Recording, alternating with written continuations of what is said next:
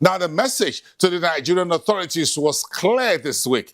The bold reforms of fuel and FX are good, but yet to deliver benefits to the ordinary Nigerians. The Nigerian Economic Summit held in Abuja earlier in the week, and the latest World Bank Nigeria Development Update asked the government to take further and immediate policy reform steps in order to deliver real value of national economic management. Discussing this and more with me tonight on the show is Professor Ken Ife. He's a development economist and a public policy analyst. A very warm welcome to you, Professor, and thank you for making the time to be in our Abuja studios tonight to discuss this. Let's hit the ground running, as the saying goes. What would you consider, Professor, as the central message of the NESG summit? You were there, and of course you sat on a session. Yeah, very interesting. Actually, I quite like the format of this year's event, and it was so well organized, and very good points were raised, and very well attended as well. And I spoke there on the third day. They pointed at all the gains, macroeconomic gains of the country, just as was amplified by the message from World Bank report. We've seen stability in the foreign exchange market, in the monetary policy as a tighter grip, and then at least they are now beginning to come down on monetary policy rates to respond to incentivizing more growth. And we've seen growth in our economy, 4.2% growth. And then we've also seen a positive balance of payment. We are now beginning to record about 6.1% current account surplus. And even the debt to deficit ratio, did now come down to below 3%. It's about 2.6. So all the indices, macroeconomic indices, are actually coming down, and that is very, very positive. But the central worry for them, all through the seminar, all the workshop, and of course from the central bank as well, is that it's not trickling down. It's not. They are all not. The entire citizens want to feel something. It's not improving the living standards. It's not taking people out of poverty as much as we would work. So the answer is, or the summary of it is that, yes, all this macroeconomic stability are necessary, but not sufficient condition to bring down our poverty levels or to improve the standard of living. And I weighed in on this particular subject matter during the event on Wednesday morning. We'll get a little bit to how you weighed in during your session, but the NESG's macroeconomic condition index shows that the fiscal position highlight deep structural weaknesses in public finance in Nigeria. Do you agree? Actually, I quite like the macroeconomic, the econometrics. I quite like that report. Index, yes. Because it's beginning to try to make sense of a diverse range of macroeconomic parameters. But I need to interrogate that over time when I get the full report. But it's very interesting to make a sense of this and see how you can use multivariate analysis to predict some of these before they crystallize. So it was a very good one. So do you agree that... And I do agree with that. Do you agree that we have deep structural weaknesses in Nigeria's public finance? Yeah, that's the one I always talk about. I honestly, that's the one that really, gets my body temperatures up, because one, we have what I call, I wouldn't use the word oppressive. But it's a dominant. Our fiscal policy is so dominant, and over monetary policy, over trade policy, over industrial policy, and even employment policy. So if we are going to look at the agenda that I painted the other day, is to say, look at the opportunity that we have in Nigeria. We have an opportunity of Africa continental free trade. Yes. We also have the opportunity that Donald Trump has handed us another economic independence. So we are all saying, okay, Nigerian first, Nigerian first. And the president has gone the extra mile to put out 30% value addition. Now, because he has done this, the question is, what are we going to do to ensure that we can deliver this 30% value addition, which is a minimum. So the focus should be on industrialization. But that industrialization has to be on the back of an export-led strategy. That is where it's because export-led growth strategy has actually removed over 400 million people from poverty in China.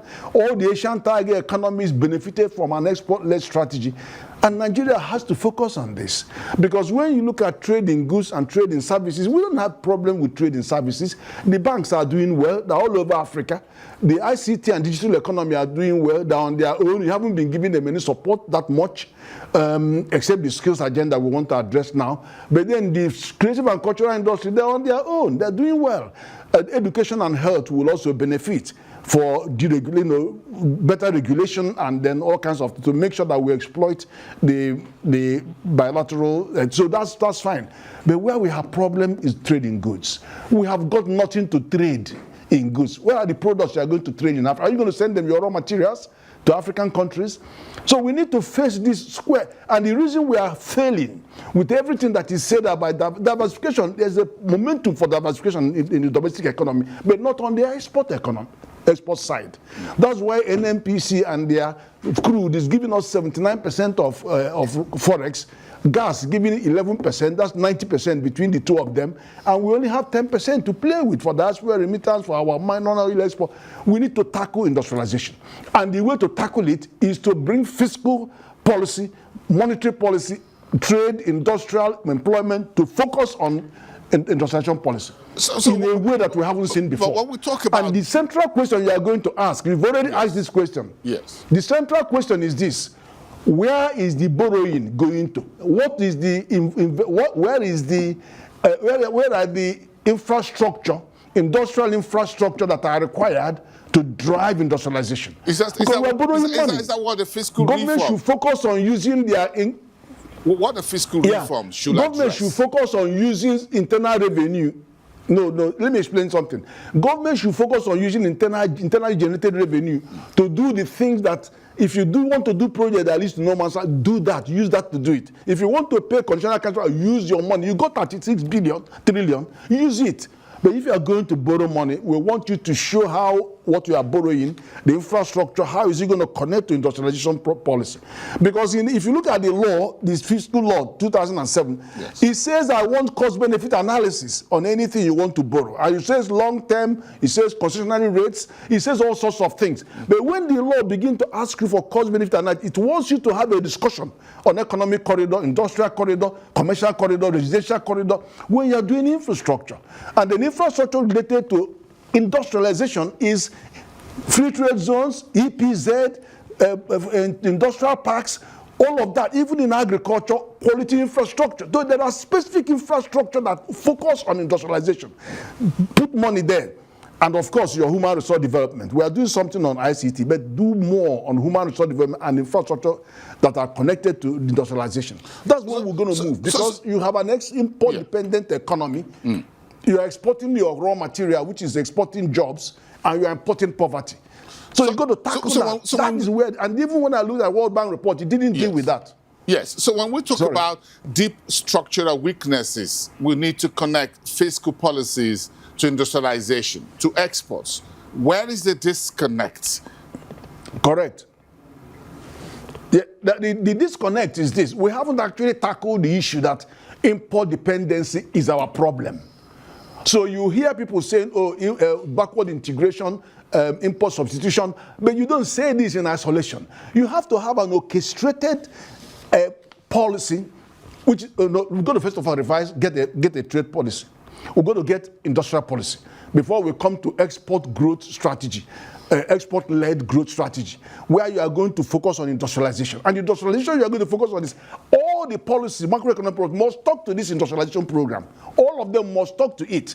And not one saying that I'm no longer going to do this, I'm not going to do that. Okay, look, you see incentives, where most of the incentives that was given, waivers and all of that, to a point, it was almost half of government revenue.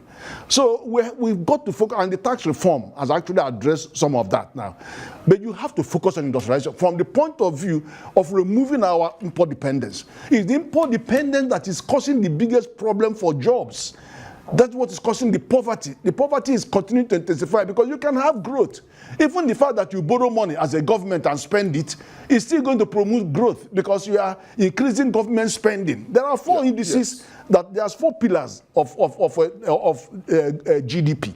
You have the household consumption, almost 70 to 80%. You have government consumption, just under 10%. Yes. So if you borrow money and spend it, if you print money and spend it, you still have inflation, but you also have growth. And then you have investment, which is a problem for us. So all of this, you'll be getting that growth, paper growth, but it's not affecting our food. It's not affecting the standard of living. So we have to focus on industrialization because that is where, and if it is export facing, that's where it would have a backward effect on all of the other forces of production. Solid mineral will come up for beneficiation. Agriculture will go for agro-processing. Then you have a marine economy coming up so that our fisheries and all of that will give us revenue. And then the oil that you're talking about, I hear non-oil. What is non-oil? Oil and oil. Texas has 32 refineries and 5,000 petrochemical industries, all producing and exporting. And you're telling me about how many? You've all the ones we have with NPCs are dead. And then the only Dangote that brought 20 billion, they want to kill the company. So we just have to face this so that all policies must point towards industrialization. That's when we'll now realize employment that we have been exporting. So I love that. But if you look at some of the data, third quarter GDP, trade surplus, inflation, a little bit lower, stable and stronger exchange rates. And then you've got the central bank at the last monetary policy did a symbolic interest rate cut. So do you think these are enough to drive the economy faster, stronger, quicker, to take the policies home to the dining table? You see, if you don't focus on industrialization and reduce our import dependence, it will be difficult to get the $1 trillion economy you're looking for. These policies you've mentioned, they are very interesting. They are very necessary because they are giving us some form of growth, but they are not giving the employment. The services sectors will not give you the employment you are looking for. Is the service going to produce food? Is the telephone call going to give you food? Or is it the banking that will give you food? The banks are not giving their money to the smallholder farmers who are growing the food. So there's a big disconnect between what you do in trading services, all of the area of health, education, banking, all that, trading services. They're fantastic. They give you, they don't put the food on the table. They don't. You have to turn to good in services, trade in goods. What are you producing? And we have nothing to sell. Is it that we sold some beans and don't? No, we haven't got, and you have to produce, and the law says don't send anything out unless it's minimum of 30% value addition. So it's a wake-up call for everybody to say, okay, let's face this. All policies must talk to this. And then if we are borrowing, show me how that borrowing is going to connect to industrial growth and industrial policy. So it's just as simple as that. Because you need a quantum leap on our growth to be able to meet the kind of target you are pointing at. And for you to actually turn and lift people out of poverty and then produce enough food for this country to eat. So, Professor, the World Bank latest development update released on Wednesday delivered a very, what you call a thought-provoking message asking the government to take the reform gains home. What's your take on that in terms of bringing the policy from policy to people? So does it mean that we have not been able to put the private sector on the driver's seat, whatever we've been doing so far? Does that mean that the two bold reforms which the government talked about, the fuel and foreign exchange subsidies, cut out or reforms, are beginning to weaken and we not stepping up with reinforcing policies and reforms as quickly as possible? I love the World Bank conclusions. I really doff my heart. They went for three things. One is that they said tackle food inflation, food insecurity, food inflation, which we all know Because the previous, in first quarter, we were even doing 0.07%. Now there's an increase, but it was pathetic compared to our population and the urbanization rates, 3% and 4.6%. But the second one is that we have to improve the efficiency of public borrowing and public spending. That is where I'm coming from when I was talking about the faithful implementation of the Fiscal Responsibility Act and making sure that you are borrowing to the requirement and then targeting the industrialization program, wherever. Then the third one is very interesting, actually, because I've always opposed one element of the social protection program. I'm saying don't borrow money to do social protection. Use your own money. Use your 36 trillion you've made the target last month, 2 months ago. Use that money. You and share that. So use that to do the infrastructure that can lead to nowhere. You don't agree that the World Bank should give us money, that the World Bank should not give Nigeria money in dollar terms, turn it into naira, no, and World share Bank should give us their grant. Yes. Boson. World Bank should give us their grant and we can share that. Government can share that. They have grants. Let them give us the grant. This is because if you look at the FRA 2007, it says any lending outside this framework, it was warning development finance institution, any lending outside this framework is unlawful. He said that.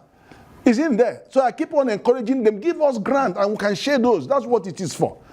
But don't tell me to go and borrow the money and then you go and use it for revenue, revenue expenditure, recurrent expenditure, and paying for them. No, that's not what the borrowing is for. The borrowing is for projects that can demonstrate cost benefit. So it has to go to infrastructure and productive capacity. And then in infrastructure is not anything called infrastructure. It has to be infrastructure that has economic impact. That's why I was interpreting what that law means. It says whenever you are going to do that, for you to do cost-benefit analysis, where is the benefit?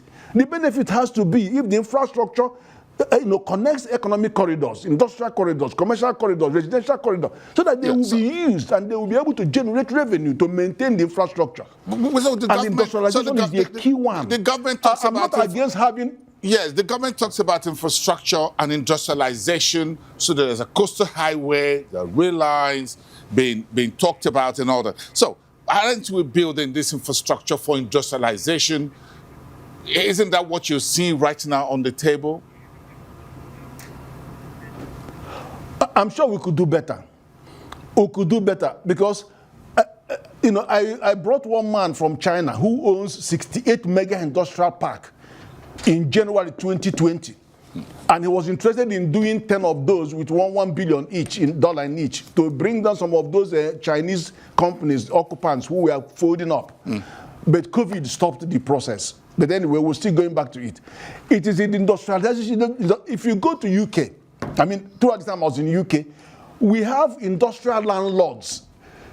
They consider themselves social enterprises. Government gives assets. Any government unused building or whatever, they give it to them, industrial property. So they have hundreds and hundreds of industrial parks, industrial property. Here we have 35 free trade zones, nothing in them except Lekki and a little thing in Calabar and all.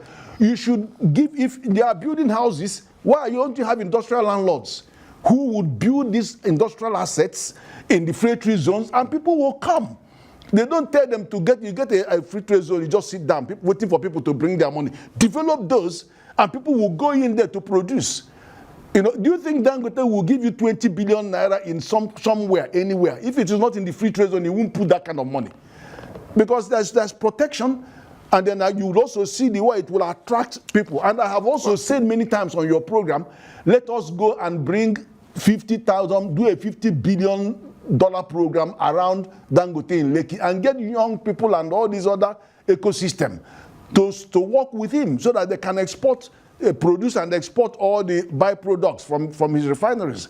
That's how you create. That is conscious. You have to consciously invest in infrastructure, in industrial infrastructure. Yes, and then have the policy framework converge. They should converge. Yeah, $20 billion, Dangote refinery, 50 billion industrial parks, special economic zones. I love that. What about the SMEs? And let us chat to that very briefly before we end the conversation in terms of how we can create jobs. Because now we're still talking about the fact that there are no jobs, disposable income is weak. We're 45 million SMEs in Nigeria. How much can we catalyze? Can we squeeze the SMEs to give us more jobs? Professor. What I said Yeah, what I said about the SME at the event is that you have 42 million MSMEs in Nigeria, out of 90 million in Africa. So we are punching at 48% of entrepreneurship in Africa compared to our population, which is 15%, and our GDP, which is about 16-17%. So entrepreneurship is the major competitive advantage for Nigeria. The banks are not giving them resources. They only give to traders. The issue is this: if you want to create employment, turn around, stop this whole process of building thousands and hundreds of thousands of schools, build skills. Say to them, what do you need from me to support you to create one job, one company, one job, and then pilot with 1 million or pilot with even 100,000 companies. I know some companies can do 10, then go take those over 100,000 people, train them, and then give them jobs. But the thing is that do that so that they will take in, even if you have to give them 50,000 naira to train apprentices, whatever, for 6 months or 1 year, and then bring some money for their empowerment. And they can buy the tools that they require, but somebody has helped them. You could create 42 million jobs. By the next 5 years, you create those jobs. And not get money and send people to go and clean gutter, and they think they'll get a job from there. I mean, we have to use the company because that is where the skills are. The skills are domiciled with the private sector because the skills gap, what you have, the mismatch is that the education system is training people whose skills do not match the requirement of the labor market. So, unashamedly get people because they will pick one or two. All these people on the street will disappear. If government is going to incentivize the 42 million to help take them, they will take them. You won't see anybody on the street. Yes, the MSMEs. Because that's something that you can do. All right, Professor. The MSMEs is correct. Yes. We are not using the MSMEs. Yes. So one job per one MSME, that will give us at least 45 million jobs. Very simple mathematics or arithmetic. Absolutely. But it's pilot Brilliant. the first year with 1 million or even 100,000 MS. In Lagos alone, you will get 100,000 MSME that will take 100,000 people off the street. And in 6 months, they will start selling something, doing something productive. And if you can focus on industrialization, bring them in, you deal with your skills agenda. You will also deal with access to finance. You will deal with access to skills. You will ramp and then get the policies. Macroeconomic policies must all point to industrialization to tell us what they're going to do, and not to be, okay. Look, see how 2 million jobs have disappeared from textile industry, and you have industrial graveyards in Kanu, Lagos, and Kaduna. 3 million. Why? Those 2 million jobs because fiscal policy allowed frivolous imports from China. All this textile thing destroyed and decimated, and we're having the same in petroleum, importing substandard fuel, and then those who want to put their money in increasing the capacity, they want to destroy them. So thank you so much, Professor Kenny. We appreciate it's a Thank God Friday evening. Thank you so much. We appreciate your time on the program. As always, we appreciate those insights. Thank you so much. Have a great evening out of Abuja studios.